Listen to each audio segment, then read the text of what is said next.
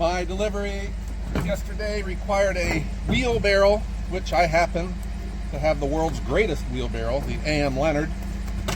And I left it in the truck overnight, and then it snowed. And while I would like to take a day off, I have to get this truck loaded for tomorrow before dinner time. We are heading over to the wood yard. We're going to get loaded up and we can hang out. According to my calculations, this video should be posted on Christmas Day. Merry Christmas to everyone.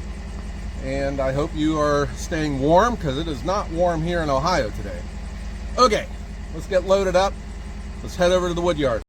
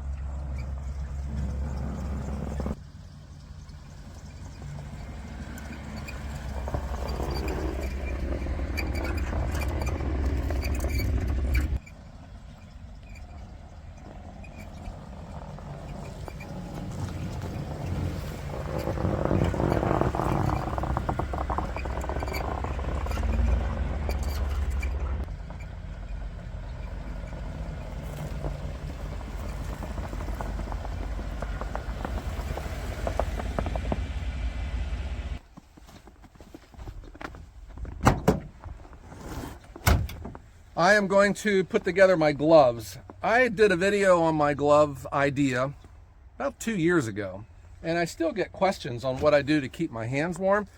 I have learned this, and I want to show it to you again. I bought these Atlas Showa gloves, and I think they're awesome. This is the greatest glove, I think, for firewood that's out there. But they run a little big, and I got XLs, and they're just way too big for me. But I thought, when you're dealt lemonade make, you know that old saying. So what I did, I went to Harbor Freight, and they sell these white nylon gloves. I don't know what they're for, but what I do, I put them on my hand like this, and then I work it into the glove that's too big for my hand. Like this, and you have an awesome, very inexpensive winter glove. And I mean, you could use these in the summer. It gives you a lot more padding. Sometimes when you're loading wood, your fingers get sore. This adds a lot of extra to it. It takes a couple times for using these gloves before, when you take them off, the inside stays in. It'll pull out sometimes. You just got to redo it again. But after a while, it stays put, and you got yourself an awesome, warm winter glove. These are the Showa Atlas. I think these run big. These XLs are just way too big for my hand, and so I got larges. But I have an entire bag of these XLs, and that's what I use them for wintertime. I keep my mud boots. Keep the blower in a container. I thought we could use this to get the snow off the wood. Keeps it from getting all over you. When you pick that up, you know, the wind blows it on you. Ugh.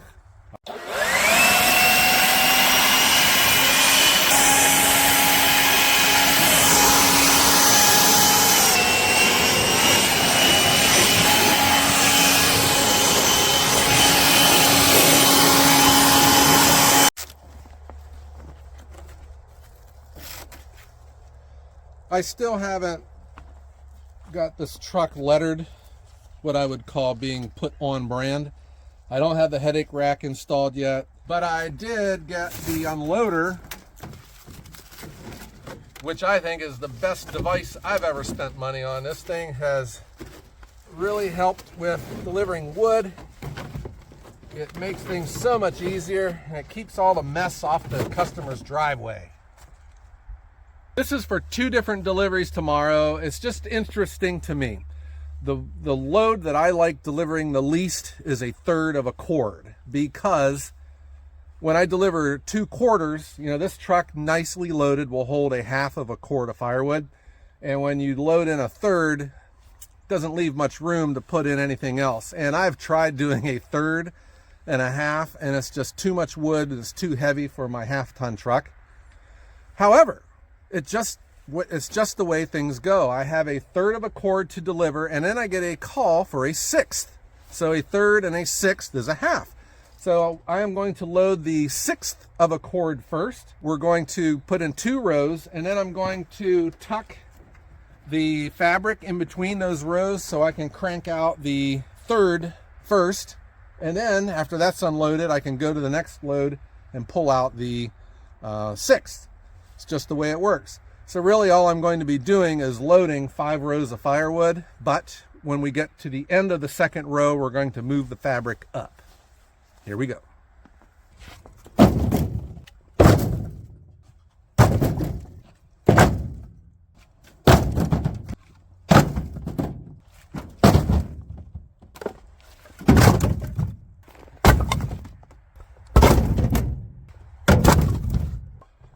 The wood at the bottom of the pallet's frozen to the pallet.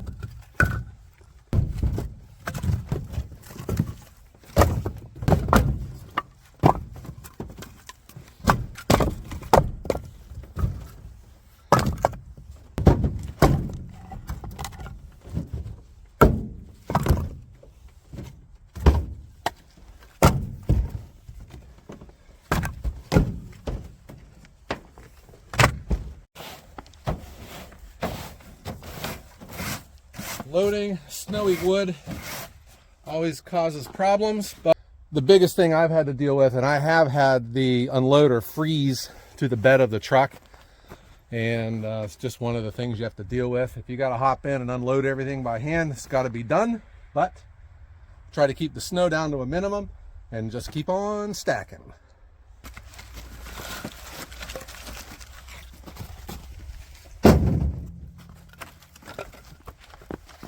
The wood's frozen, pieces are frozen together.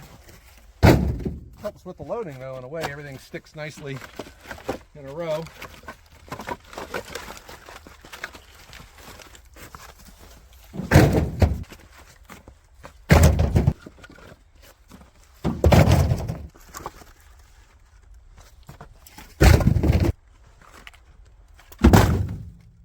Loading off of a row is nice. You don't have far to throw the wood, and then, you know, half of the pile is waist up, so you're not bending down every single time to pick up a piece.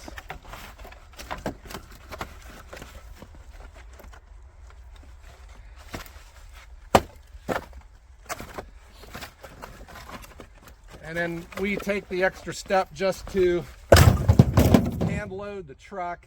It's good presentation for your customers, but it helps me keep the quantities correct. And then it also allows me to do a split delivery like this out of a 1/2-ton bed.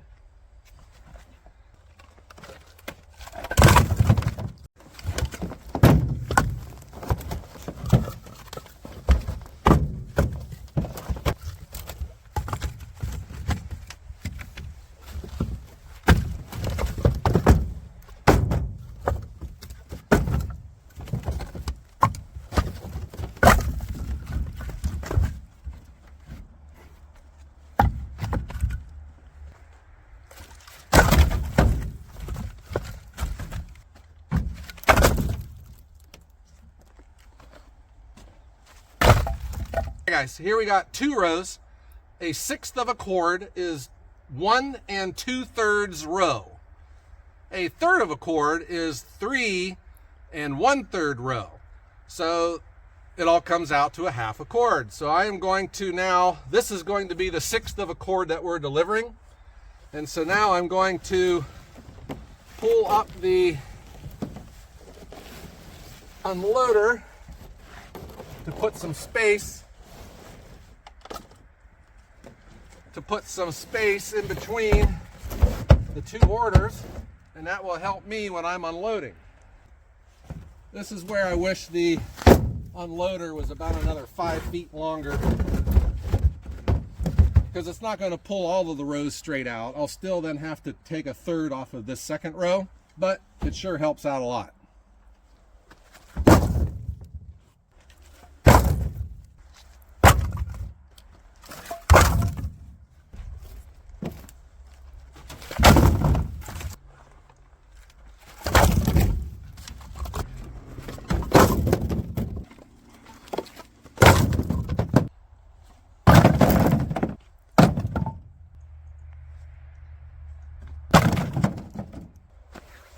I think the weather report said it's 18 degrees out, but you know, you work up a sweat. It's weird. I'll show up on a delivery in shorts and a t-shirt, and it's, you know, in the 40s, and people think, my gosh, they're out there in a heavy coat. But you know, it's the firewooder's life, right? When I first started doing this, I was getting all kinds of comments saying that this isn't a half of a cord, but it is. And where it really shines too is when I show up on a delivery for a half of a cord and they have a 12-foot rack and it's 4 foot tall, and it just fills it perfect. And you know, you just got to go with math here. This truck is 2 foot tall, the bed. It's 5 foot 2 inches wide. And when you load in 5 rows of firewood, and a stick of firewood at 16 inches is 1.3 feet. So your measurements are 1.3 times 2 times 5 equals times 5 rows. But I will still heap this middle row just to account for the wheel wells. And I have never once been accused of shorting customers. And probably the majority of my deliveries, I'm stacking into racks. So there's nowhere to hide. It's got to be correct.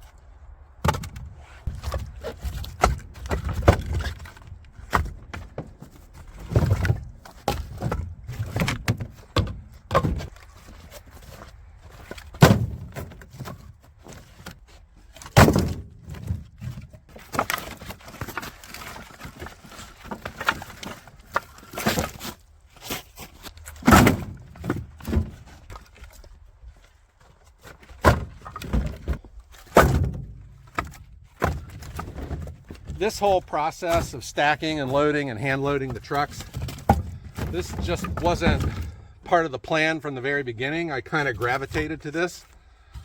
And if you've noticed, all of our wood is stacked, but I don't measure here in the yard. I just lay down pallets and I just stack and go. We stack as high as we're comfortable with so it doesn't get tippy. And I don't measure anything that's here. When I first started this, I was investing, I got 1 million T-posts and treated lumber 2x4s, those timbers for landscaping, and I was measuring everything out, but it just didn't make any sense after a while, because when you stack and it seasons out, you got to add to it anyways. And when you have a truck and you know the dimensions, your measurements are a unit of volume anyways. So if you know what your dimensions are in the truck, I just hand load it here, and you just get a feel for it after a while, you know, if your measurements are correct, which they are. But what this does too, the customers, we can show them the measurements, and it's an education thing, because a lot of customers don't know what a real cord is. You learn that real quick. All the wood that you see stacked here, I don't measure it, it's just stacked and we go. But you know, if you wanted to calculate how many you have, how much you have on hand, all you got to do is get out a tape measure, and for me, a calculator, or someone else to do the math for me. From the way I saw things getting started with a Ohio wood burner, I thought the market of ready to burn firewood, serving those customers, that was the market not getting met. So that is what I built my entire operation around, serving that market. What else I'll do, I'll get up onto this truck and I turn over all of my pieces so that the bark is down, especially maple. When maple season's out, that bark will just peel off as one big sheet. And I do not want bark flying off and hitting cars going down the road, especially when my name and phone number are on the side of the truck. I'll move my small pieces and put a bigger piece on top of it so I don't have to worry about them blowing out. And then the bottom line is we have a very nice half a cord of firewood that will be going to 2 different customers. And that's how we do it. We're getting close to Christmas, and we got all of our family is in, and you get pulled in a lot of different directions.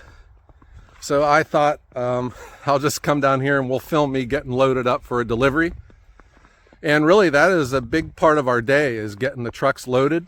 Now that I have 2 trucks, I'll get this one loaded. We'll bring the other one down and get it loaded. That's where my high school help really plays a big role with this, because, getting a young guy with a strong back that can hustle and jump in and out of like that, getting that truck loaded is a big deal. But what I do too is when I'm out delivering now, when I come back to get the other truck, I am able to pull broadside and get that truck loaded again. So now I got 3 trucks going out, and the profitability is noticeable. I like it. I don't like spending money. I don't like spending money on a new truck.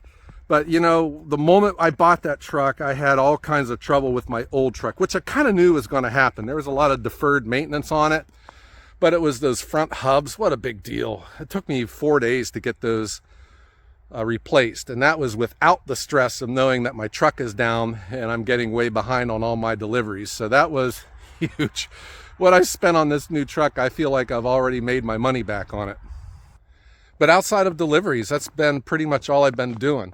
We've had some weird weather. We had monsoons, rain, ice, sleet, all within like hours of each other. I got a lot of projects that are on the table that I haven't started to do yet, that I got to get on.